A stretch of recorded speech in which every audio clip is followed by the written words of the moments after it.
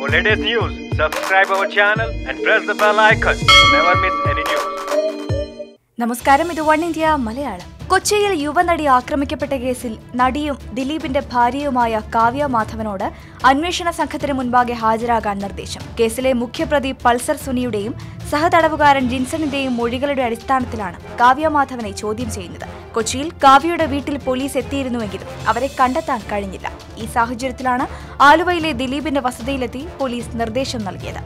അതേസമയം പോലീസ് ഇത്തരമൊരു നിർദ്ദേശം നൽകിയിട്ടില്ല എന്നാണ് ദിലീപിന്റെ കുടുംബാംഗങ്ങൾ അറിയിച്ചത്. വീട്ടിലെ ഫോണിലേക്ക് ദിലീപിനെയും കാവ്യയെയും അന്വേഷിച്ച് പതിവായി കോളുകൾ എത്താറുണ്ടെന്നും അവർ പറഞ്ഞു. അന്വേഷണവുമായി സഹകരിക്കാൻ തയ്യാറാണെന്ന് കാവ്യയുടെ കുടുംബം അറിയിച്ചിട്ടുണ്ടെന്ന് അന്വേഷണ സംഘത്തിൽപ്പെട്ട ഉദ്യോഗസ്ഥർ വ്യക്തമാക്കി. നടൻ ദിലീപിനോട് പോലീസിന്റെ അറിവോടെയല്ലാതെ കേരളം വിട്ടുപോകരുത് എന്ന് വാക്കാൽ നിർദ്ദേശവും നൽകിയിട്ടുണ്ട്. അന്വേഷണ സംഘത്തിന് സുപ്രധാന തെളിവുകൾ ലഭിച്ചതായാണ് സൂചന. ഇതിന്റെ അടിസ്ഥാനത്തിൽ രണ്ടാം ഘട്ട ചോദ്യം ചെയ്യലുണ്ടാകുമെന്നാണ് അറിയുന്നത്.